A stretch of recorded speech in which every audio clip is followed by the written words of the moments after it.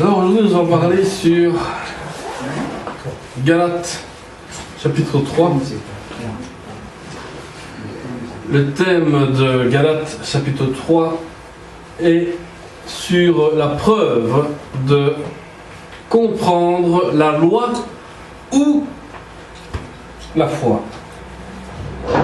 Bien souvent, il y en a qui mélangent la loi et il y en a qui mélangent la foi. Il y en a qui veulent faire la loi dans l'église et il y en a d'autres qui veulent exprimer leur foi dans l'église. Galates chapitre 3, versets 1 à 5 nous dit: Galates, sans intelligence, qui vous a fasciné pour que vous n'obéissiez plus à la vérité, vous aux yeux de Jésus-Christ, qui a été décrit comme crucifié. Voici seulement ce que je veux apprendre de vous. Est-ce en pratiquant les œuvres de la loi que vous avez reçu l'Esprit, ou en écoutant l'Évangile avec foi? Manquez-vous à ce point de bon sens? Après avoir commencé par l'Esprit, voulez-vous maintenant finir par vos propres forces? Avez-vous tant souffert pour rien? Si du moins c'est pour rien, celui qui vous accorde l'Esprit et qui accomplit des miracles parmi vous, le fait-il donc parce que vous pratiquez les œuvres de la loi ou parce que vous écoutez avec foi? C'est une lettre de Paul qui... On commence à comprendre, Paul, que l'énervement commence un petit peu à s'agrandir. Quand il commence à écrire Galates sans intelligence, qui vous a dit d'aller écouter d'autres prédications autres que celles qu'on vous annonce? Pierre, comme Paul, ont compris tous les deux que la foi se trouve seulement en Jésus-Christ. Que cette foi en Jésus-Christ leur permettre d'être en règle aux yeux de Dieu. Donc, si tu veux être juste devant Dieu, reconnais d'abord et aussi la foi en Jésus-Christ. Ce qui veut dire de savoir que Jésus-Christ est Dieu lui-même qui est venu pour te sauver, te sortir de ton esclavage, de sortir de tout ce qui est de la loi humaine, morale et tout ce qui s'ensuit. La loi est une condamnation, mais la grâce de Dieu nous sauve. Par la mort de Christ, tout condamné est mort à la culpabilité, mais nous sommes morts et libres en Christ. Donc, nous devons vivre pour Dieu. Donc, on doit comprendre ici, c'est une chose, c'est que la mort de Christ a été le dernier de tous les sacrifices qui devaient être faits pour évacuer le péché et pour aussi la condamnation que tu dois avoir. Parce que si on veut jouer avec la loi, nous allons subir des conséquences très graves. Nous allons alors être condamnés par la loi, mais la loi de l'homme. Mais Dieu fait grâce, il nous sauve, il nous cherche. Il veut qu'on vive le Christ. Il veut qu'on resplendisse même le Christ. Il veut qu'on dise aussi, c'est plus moi qui vis, mais c'est Christ qui vit en moi. Pourquoi? Parce que je vis le Saint-Esprit qui est en moi. Et Luc dit bien aussi quelque chose là-dessus. Luc 24, verset 25 dit: « Ah, homme sans intelligence, Vous êtes bien lents à croire tout ce que les prophètes ont annoncé. Voilà. Les gens sont là, et vous savez, comme je dis toujours, comme le pape, les cardinaux, les pasteurs, les évêques, tout ce que vous voulez, sont là à lire, à discuter, à faire des réformes, à faire des choses et des autres. Et on dit ici, vous êtes sans intelligence. Mais de quelle intelligence est-ce qu'on parle? On parle d'une intelligence spirituelle. C'est-à-dire que tu es lent à croire que les prophètes ont dit, on est ici comme ce matin, les prophètes ont dit, il y a une vierge qui est enceinte. Cette vierge va enfanter un enfant. L'enfant qui va être enfanté sera le sauveur qui va sauver le monde. Ah. Et Isaïe meurt. La vierge n'en parle plus. L'enfant encore moins. Et puis un jour, boum, Marie tombe enceinte par le Saint-Esprit. Dieu commence à se construire. Il a annoncé une prophétie. Mais les gens, toujours en train de lire, de chercher et de croire, mais quelle est donc cette prophétie tant annoncée, tant attendue? Ils ont le Christ devant eux, ils ont même pu le toucher, ils ont pu le crucifier même, ils ont même pu faire tout ce qu'ils voulaient avec lui. Ils n'ont pas compris que c'était le Christ qui était là, que c'était Dieu qui s'était fait en homme. Puis par la suite, ils se disent, mais tiens, la prophétie qu'on a tant entendue, elle est arrivée. Aujourd'hui, les églises se posent la question, mais oui, Jésus, on parle de son retour. Oui, mais est-ce que tu es prêt? Alors la question se pose, est-ce que tu es prêt? Alors les gens se posent des questions, mais ça veut dire quoi être prêt? Ça veut dire quoi? Ça veut dire, est-ce que tu es prêt spirituellement à partir avec le Christ? C'est-à-dire, est-ce que ton cœur est prêt avec le Seigneur? Comment est-ce que tu es en communion avec le Seigneur? Une fois, il y a un pasteur qui disait, vous savez, il y a des gens qui regardent toujours soit qui fument, soit qui boivent, soit qui ceci, soit qui cela, mais ils ne regardent pas la communion qu'il y a avec le Seigneur intimement. Les gens veulent toujours voir comment toi tu es en communion avec le Seigneur dans la foule. Comme ça, ah, toi celui-là, c'est vraiment spirituel, il est magnifique, mais alors à l'intérieur, à la maison, c'est le plus dangereux qu'il peut y avoir. C'est-à-dire que tu as ça qui ne dit rien, ça que tu vois presque pas, ou autre. Il a une intimité avec le Seigneur, c'est terrible. Et c'est quelque chose qui est fort, parce qu'il cherche à parler avec Dieu. Il vient dans l'assemblée pour entendre l'enseignement qui doit être dit selon ce que Dieu demande. Mais aussi, il est toujours en intimité avec Dieu. Et bien souvent, dans mon bureau, c'est le seul moment où là aussi je suis en intimité avec Dieu, où, comme j'ai expliqué une fois à Daniel, j'ai dit, il y a des fois où je suis même en dispute avec Dieu, même en guerre avec Dieu dans la prière. Je suis comme Moïse, je suis là, je dis, mais pourquoi tu me donnes tant de choses? Et puis Dieu te parle dans sa parole, puis il dit à Moïse, va annoncer je suis. Mais toi tu es là, tu dis, mais Seigneur, t'as annoncé je suis, ces gens-là qui te connaissent depuis longtemps, mais... Et puis il me dit, mais ces gens-là qui me connaissent depuis longtemps ne me connaissent pas en profondeur. Toi, tu as l'opportunité de me connaître en profondeur. Pourquoi? Parce que ceux qui ont l'opportunité de faire des bacheliers en théologie, des masters en théologie ou des doctorats en théologie, sont des gens qui peuvent approfondir la parole de Dieu et même vous l'éplucher pour que vous compreniez tout l'essentiel de la parole de Dieu. C'est ça qui est important. Les Galates avaient et faisaient des actions de preuve d'un manque de compréhension et surtout de raison. Ils n'ont pas compris. Ils n'ont pas compris l'évangile qui était annoncé. Pourquoi? Parce que des anciens sont revenus en disant, mais qu'est-ce que vous faites comme culte là pour l'instant le dimanche matin? Vous êtes en train de prêcher quelque chose, vous êtes en train de louer quelque chose, vous faites, mais l'église qu'on était avant n'était pas comme ça. Avant, on n'était pas comme ça. Il faut revenir en arrière. Bien aimé, vous êtes perdus. Vous êtes dans la perdition. Pourquoi? Parce que l'autre t'a lavé le cerveau avec des choses qui sont fausses.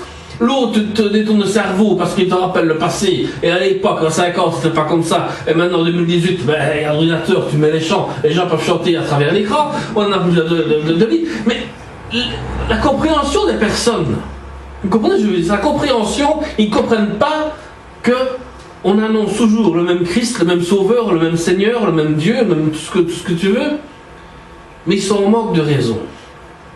Ils ne raisonnent pas dans leur tête en disant c'est vrai qu'on évolue techniquement, mais on parle toujours du même Seigneur. Seulement le problème, la compréhension des personnes chez certains chrétiens, c'est la tradition d'où tu étais avant. Voilà. Tradition catholique, tradition pentecôtiste, tradition protestante, tradition adventiste, tout ce que tu veux, baptiste, tout ce que tu veux. Il y a à chaque fois une tradition là-dedans. Mais quand tu commences à parler du vrai Dieu, tu es en train de remuer un peu tout le monde, et tout le monde se dit, mais alors, où est-ce qu'on est ici? Tu es ici où on veut t'enseigner la parole de Dieu. La seule unique. Donc, il se détourne dans la loi, se détourne de la grâce à cause de la fascination. Ils ont eu des allusions. Alors, quelle est l'illumination et une illustration? Deux choses différentes. Une illustration, on vous montre quelque chose. Je vous montre le PC qui est là. Voilà, un PC qui est là, qui sert à pouvoir mettre des chants, pouvoir mettre tout ce qu'il nous faut pour la prédication. Ça, c'est une illustration. Je vous montre quelque chose. Mais l'illusion devient importante. L'illusion, c'est quoi ça veut dire? Que tu commences à voir spirituellement ce que le Christ fait pour toi, ce que Dieu fait pour toi. Et là, tu vois une illusion de preuve approfondie par l'Esprit. Comment est-ce que Dieu agit en toi et comment est-ce que Dieu va agir aussi en toi. Tu vois cette allusion-là, cette illusion-là. Vous voyez ce que je veux dire? C'est qu'ici, eux, les gars là, se sont détournés dans la loi. Ils ont voulu faire une loi dans l'Église. Mais sur le problème, ils se sont détournés de l'amour de Dieu. Ils se sont détournés de cette grâce. Ils sont détournés du vrai évangile. Pourquoi? Parce que Luc a dit, vous êtes là à croire. Là à croire ce prophète qu'on parle. Oui, parce que pourquoi? Ésaïe 53:1 dit, qui a cru à notre message? À qui a été révélée la puissance de l'Éternel?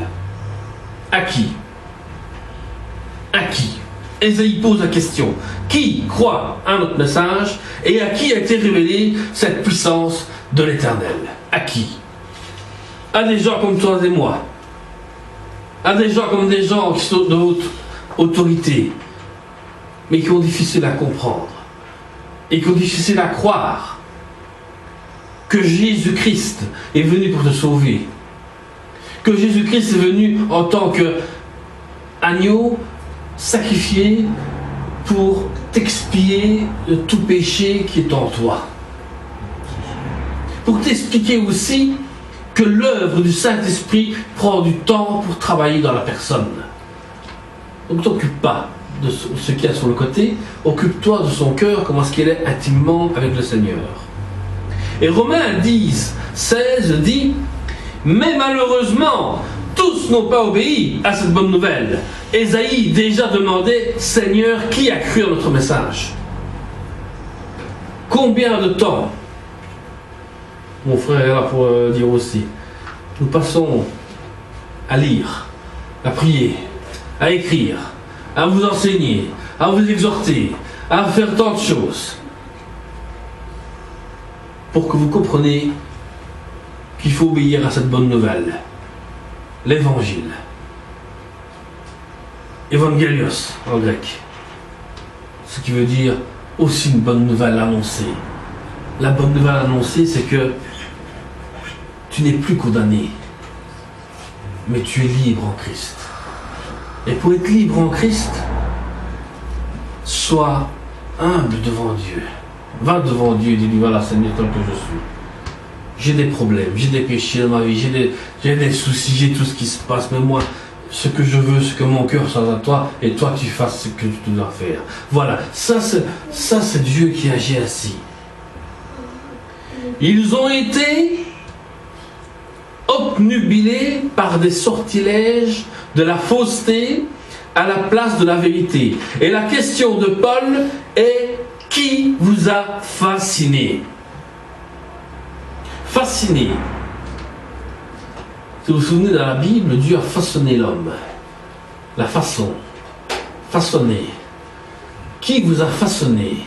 Qui vous a changé? Qui vous a transformé? Qui vous a lavé le cerveau? Qui vous a changé les idées? Qui vous a demandé de faire autre chose de ce que Dieu vous a demandé depuis bien longtemps? Qui?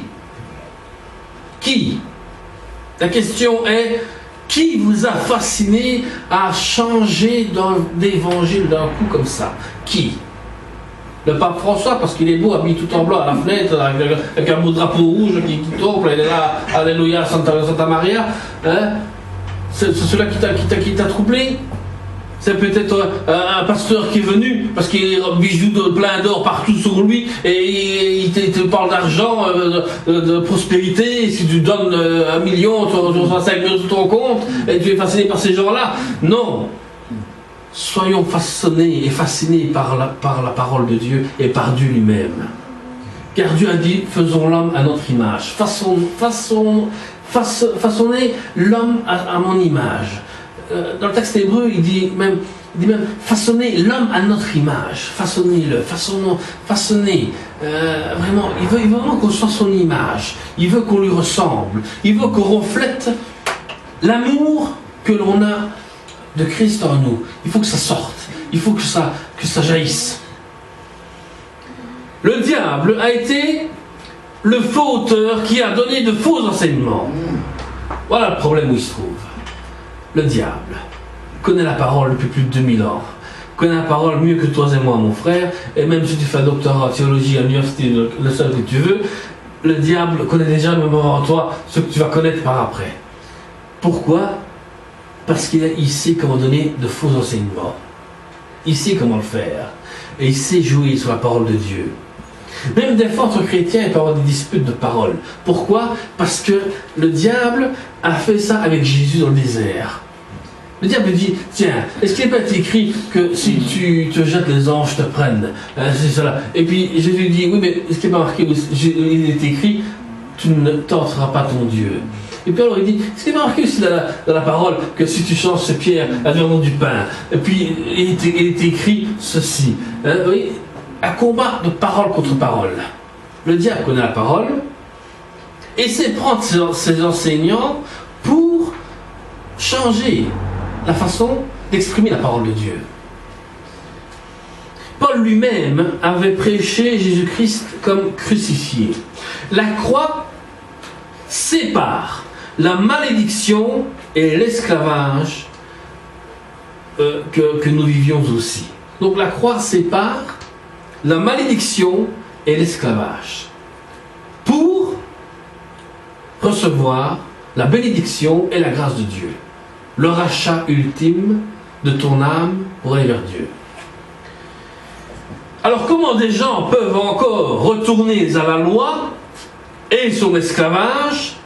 C'est à croire que la croix n'est pas ou n'a pas été compris que nous sommes sauvés par la grâce. C'est-à-dire que l'Église aujourd'hui parle de moins en moins de la croix. On parle de moins en moins du retour de Christ. On parle de moins en moins de la repentance. On parle de moins en moins.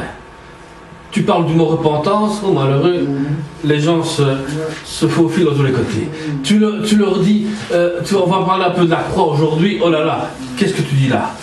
Les gens ne veulent plus entendre du mot la croix et du mot repentance. Ce sont deux mots qu'on n'a plus envie d'entendre.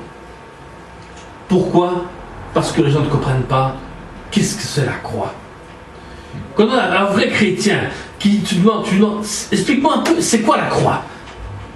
Il va t'expliquer Jésus crucifié, paf, premièrement. Deuxièmement, il a expié tous tes péchés parce qu'il y a eu un combat entre Satan et lui, paf, bien fait.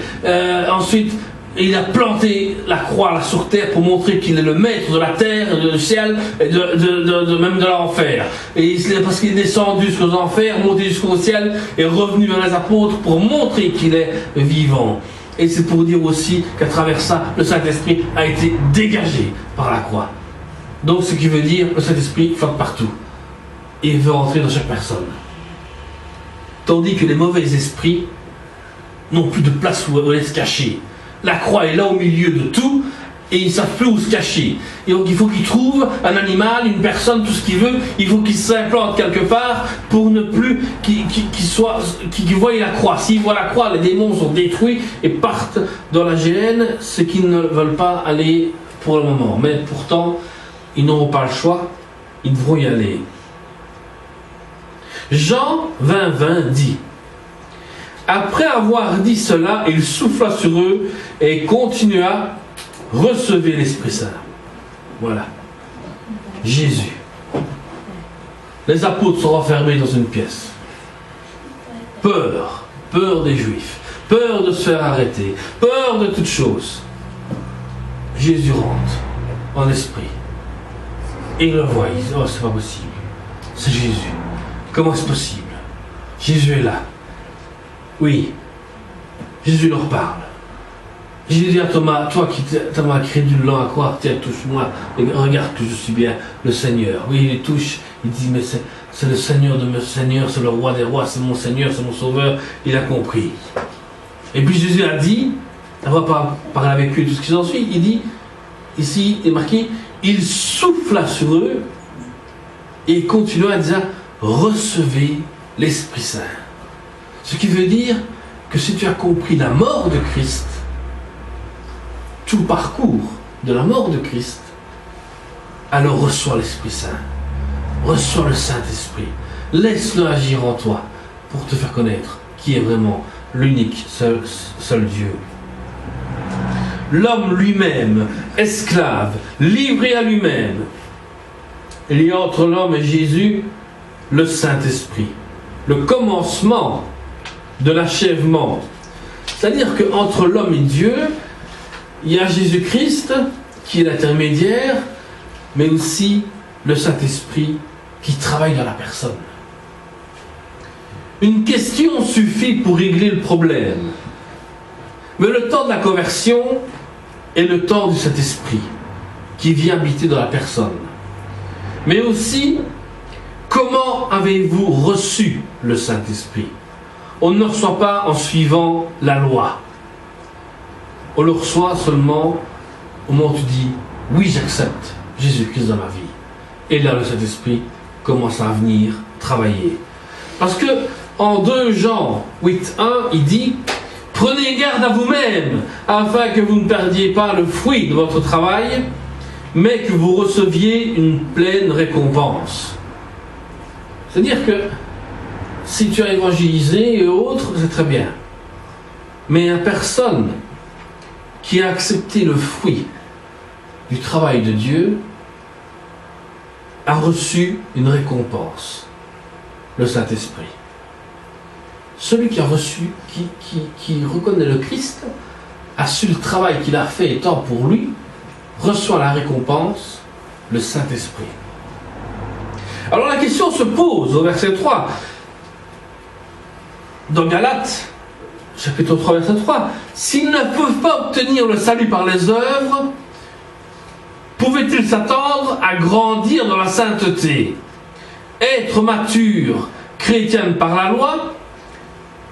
Il faut la puissance du Saint-Esprit pour sauver des âmes, pour le complément du processus de la croissance spirituelle et pas d'effort charnel. C'est pas en faisant ton effort charnel toi-même que tu vas réussir à montrer que tu as réussi. Ce n'est pas par toi-même, mais c'est par l'aide de Dieu. L'aide de Dieu, c'est le Saint-Esprit qui agit en toi. L'aide de Dieu, c'est que le Saint-Esprit envoie des gens vers toi pour t'aider. C'est que le Saint-Esprit envoie des gens vers toi qui te donnent des conseils, qui te disent « fais attention, rappelle-toi, et à ceci et cela », et puis tu avances.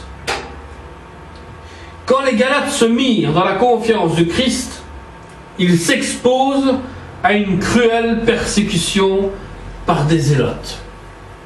Alors, qui sont ces zélotes? L'histoire des zélotes.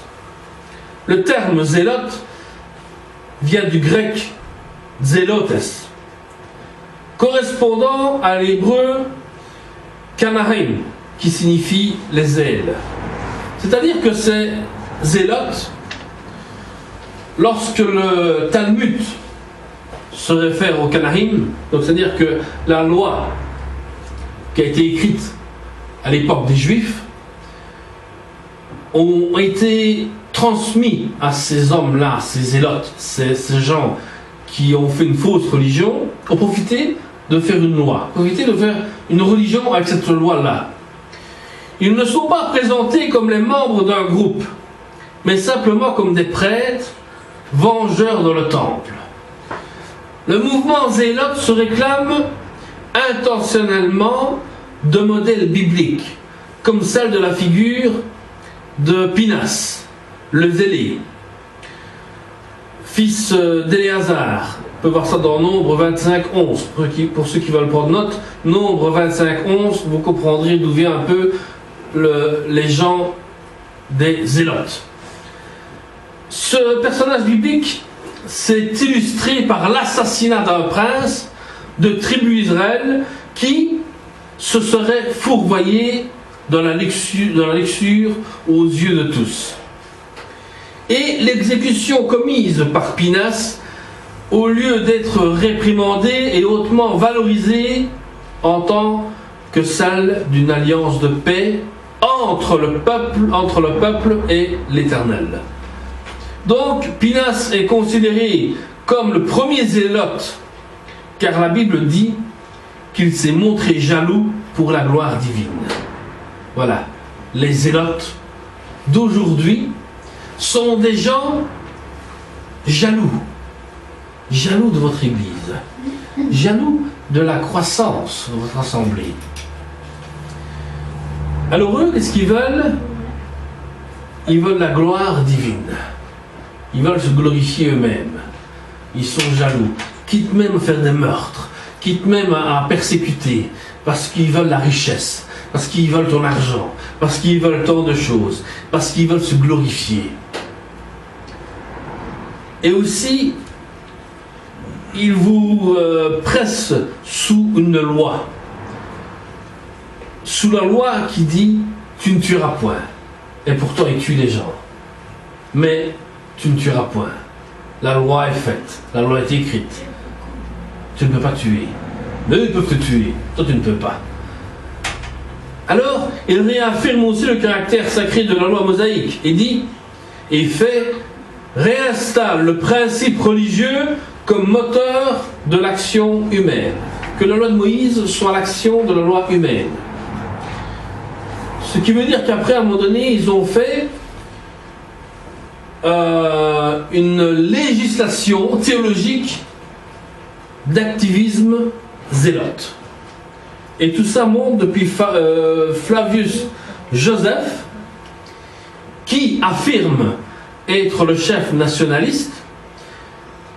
Judas de Gamala fut à l'origine du 4e philosophie, après les Sadducéens, les pharisiens et les Esséniens.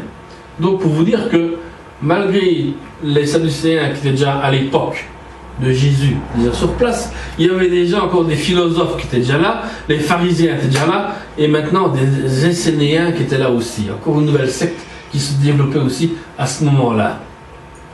Et eux, ils décrivent. Donc les Sadducéens et pharisiens décrivent que Judas Iscariote fut l'auteur de la 4e secte. Elle s'accorde en toutes choses avec celle des pharisiens, excepté que ceux qui en font profession soutiennent qu'il n'y a que Dieu seul que l'on doit reconnaître pour Seigneur et pour Roi. Ils ont un si ardent amour pour la liberté que les genres de mort les plus extraordinaires, les supplices les plus atroces qu'ils subissent eux-mêmes ou laissent souffrir aux personnes qui leur sont les plus chères, les laissent indifférents, pourvu qu'il n'ait à donner à nul homme le nom du Seigneur et Maître. Combien des gens ont été témoins de la fermeté inébranlable avec laquelle ils subissent tous ces maux, je n'en dirai pas davantage, non de crainte de ne pas être cru, mais plutôt de peur que mes paroles ne donnent une idée trop faible du mépris avec lequel ils supportent la douleur. Ce qui veut dire, ce qu'on a lu ici, la douleur, les souffrances, rendre un culte qu'à un seul Dieu, à un seul Maître, ce sont les églises sataniques qui s'ouvrent au monde d'aujourd'hui. Faire souffrir la personne. Voilà la personne souffrir et qui meurt comme ça est un culte qui rend à leur Dieu. Les cultes sataniques sont en route. Les Illuminati, on appelle ça aussi, sont en route aussi. Ils sont déjà tous en route. Ils sont déjà prêts. Alors les zélotes, eux, partagent cette doctrine avec certains pharisiens. Mais ils divergent aussi sur la façon de se libérer de l'occupation étrangère.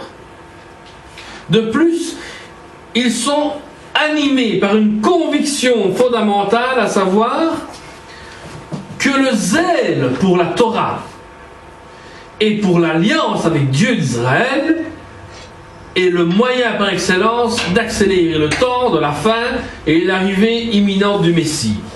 Donc, ils jouent sur la loi. Eux, ils savent que le retour de Messie est annoncé. Et qu'est-ce qu'ils disent? Eh bien, ils disent ceci. Mais bien aimé, la loi, la Torah, nous dit que si tu as commis un péché, tu es mis à mort. Parce que le retour de Christ, c'est ça. Tu dois mourir. Alors on te tue, on te crucifie. Terminé. Au revoir, merci. Alors, ta femme, ton mari, a commis un adultère. Ah, il faut lui jeter des pierres dessus. Il faut la battre ainsi. Et elle continue comme ça. Tout ça pour dire que le retour de Christ, c'est ce temps-là. C'est cette fin-là. Dès le début de l'insurrection, Éléazar, fils d'Ananias, commandant de la police du temple et chef des zélotes à Jérusalem, demande et impose la cessation des sacrifices au nom de l'empereur romain, qui était jusque à effectuer tous les jours. Donc c'est vers l'époque de la chute du temple, en l'an 70, que leurs chefs sont Éléazar, fils de Simon. Puis, juste avant l'arrivée des forces de Titus, quelques jours à l'an 70, il y a une réconciliation qui se fait avec Éléazar, qui avait été contraint de se démettre peu avant. Donc, peur de mourir, il commence à faire la paix avec des zélotes. C'est-à-dire qu'au monde d'aujourd'hui, nous devons faire attention avec les fameux zélotes aussi, que nous avons qui parcourent un peu partout. Ces gens qui veulent vous persécuter, ces gens qui ne veulent pas qu'on parle de l'évangile, vont commencer à venir vous trouver et faire la paix avec vous. Faites attention de quelle paix il s'agit. S'il s'agit bien d'une paix spirituelle avec Dieu et que la prière est bien faite au nom de Jésus-Christ, parce que sinon, je peux vous dire que nous allons tomber dans une paix qui n'est pas la vraie paix de Christ, mais une paix d'un homme. Et la paix de l'homme n'est pas la vraie paix. Parce qu'au monde d'aujourd'hui, vous allez voir que, et j'ai vu dernièrement, on parle du nouveau temple de Jérusalem, la construction du nouveau temple de Jérusalem. Dès qu'il sera construit, le retour de Christ se fera directement. Pour l'instant, nous sommes en attente de construction. Il est signé. Il est signé. Il est présenté. les nations ont signé. Jérusalem, capitale d'Israël, le temple sera construit. Rien, uniquement que pour les Hébreux, les Juifs. Ceux qui veulent faire la paix avec les Juifs peuvent aller. Si tu ne veux pas faire la paix avec les Juifs, mon bien-aimé, nous allons subir la tribulation. Nous avons vu l'Apocalypse, et nous savons de quoi nous parlons. Donc, au monde d'aujourd'hui, je vous dis, les zélotes juifs haïssent l'évangile de la grâce. Et toute cette souffrance n'est pas en vain. Parce qu'en retournant à la loi, ils admettent être persécuteurs sans raison. Ils admettent. On a persécuté les gens, oui. Mais c'est sans raison. Où est le problème? Je persécute mon frère, il est africain. Où est le problème? Je suis blanc, lui il est noir. Lui il est noir, moi je suis blanc. Où est le problème? Je le persécute. Je le tue. Je ne vois pas où est le problème. Lui me tue. Il va dire pourquoi? Quel problème? Il était blanc. Où est le problème? C'est une revanche que nous avons eue entre nous. Voilà. Où est le problème qu'il y a? C'est une loi qui est faite. C'est une loi qui est dite. Vous devez souffrir en vain. On admet qu'on est persécuteur. Mais pourquoi? Mais parce que vous devez comprendre que c'est la parole de Dieu comme ça. C'est la loi qui est inscrite ainsi. La loi de Moïse le dit. Il est lépreux. Ben, il faut qu'il aille bien loin pendant 7 jours. Et après 7 jours, je vais aller voir si son état va mieux. Peut-être qu'il a mouru de faim ou mort de soif. On ne sait pas ce qu'il a. Voilà, c'est la loi. C'est la loi comme ça. Mais Christ ne dit pas ça. Christ nous dit, aimez-vous les uns les autres. Aimez vos ennemis. Priez pour vos ennemis. Parce que vous ne savez pas ce qui peut arriver d'un moment à l'autre. Mais Paul veut nous faire espérer que l'évangile va revenir, que nous allons annoncer l'évangile pour lequel on souffre. On souffre quand on annonce l'évangile. On souffre dans le sens que les gens ne veulent pas écouter l'évangile. On souffre dans le sens que les gens ne veulent pas accepter l'évangile. On souffre aussi quand les gens nous attaquent parce que tu donnes une Bible dans la rue. La police peut t'arrêter, tu évangélises dans la rue, tu ne peux pas. Tu pries dans la rue, tu ne peux pas. Parce que c'est la loi qui est comme ça. Mais quand le Seigneur reviendra, eux vont fléchir le genou devant ce Seigneur-là et n'auront pas le choix de reconnaître qu'ils ont été vus devant Dieu. Pour conclure, la question est: si celui qui se réfère à Dieu, à Paul ou autre, qui exerce un ministère, serait-il en accord avec l'Esprit? C'est-à-dire que si tu fais un ministère dans l'Église, quel que soit ton ministère, le fais-tu en accord avec le Saint-Esprit ou le fais-tu en accord avec ta chair humaine? Voilà la question que je vous pose ce matin. Si tu fais les choses comme ministère ici dans l'Église, le fais-tu avec l'Esprit ou le fais-tu avec la chair humaine? Moi je peux vous dire que si je dois faire de la chair humaine, je ne prêcherai pas. Il faut venir quelqu'un d'autre à la place. Mais si je le fais en accord avec l'Esprit. Parce que cet esprit me guide pour vous dire les choses que je dois dire. Le ministère chrétien est remarquable. Les miracles accompagnent la prédication sous la reconnaissance de Jésus-Christ ton Sauveur. Tu veux être béni? Crois en Jésus-Christ ton Sauveur. Tu seras béni. La prédication, c'est le parler et c'est le reconnu en Jésus-Christ, tu es béni. Si le prédicateur ne parle pas de Jésus-Christ, mon bien-aimé, il est temps de vite l'attraper et lui dire: je crois qu'il t'a oublié quelque chose, une clé pour ouvrir la porte. Sans la clé, tu peux ouvrir la porte. Mais la clé, c'est Jésus-Christ. Ton Sauveur. Ton Seigneur. Laisse habiter le Saint-Esprit au moment de la reconnaissance par la foi. C'est-à-dire qu'à un moment donné où tu commences et tu dis: oui, j'ai la foi en un Seigneur, en celui qui m'a sauvé, à celui qui est là, qui m'a parlé, oui, je dis oui à Jésus-Christ, tu rentres dans le domaine de la parole et de la foi de Dieu. Nous sommes bénis, dus à la foi en Dieu, observant sa parole. Et aussi, si tu détruis les faux docteurs, qui enseignent l'Ancien Testament de leur façon à eux, le Nouveau Testament de leur façon à eux. Mais bien aimés, n'ayez pas peur de les détruire. Vous savez bien que les faux docteurs, pour l'instant, moi j'aime bien les détruire. Les vidéos passent sur Internet et je sais que je suis connu déjà dans certains trucs où on m'interdit de rentrer, mais je n'ai pas peur de détruire ces faux docteurs-là. Parce que moi je ne supporte pas quelqu'un qui commence à te dire, tu sais, mon bien-aimé, tu veux que je vienne te rendre visite, mais j'ai un problème d'essence. Et ça peut-être bien que tu donnes un petit peu pour l'essence. Hein? Alors tu payes, et toi tu viens avec ta voiture. Hein? Puis tu veux être invité, si mon bien-aimé, je suis désolé, mais je n'ai pas mangé. Hein? La Bible dit, ceux qui n'ont pas mangé, tu dois lui faire à manger. Évidemment, toi tu fais à manger, et l'autre il profite, et se remplit le ventre. Et toutes sortes de choses ainsi. Tout cela sont des faux docteurs, des loups, déguisés en brebis, qui viennent chez vous, pour vous dérober, pour vous chercher. Et même qui viennent vous dire, mais tu sais, la Bible a été écrite de plusieurs façons, il y a plusieurs versions, c'est vrai, d'accord.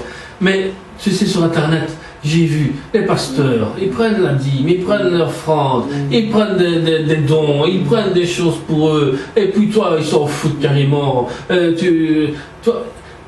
Les gens sont basés sur Internet. Sur Internet, tu as tout ce que tu veux. Tu veux une prédication, sur Internet, tu as la prédication complète. Tu veux savoir tout sur le pasteur, et bon pasteur, tu vas avoir tout sur le bon pasteur. Mauvais pasteur, tu vas avoir tout le mauvais pasteur. Tu peux faire tout ce que tu veux. Et les gens vont chercher là-dessus. Pourquoi? Parce que le diable t'attaque avec l'image. Avec l'image, voilà. Il parle à travers l'image.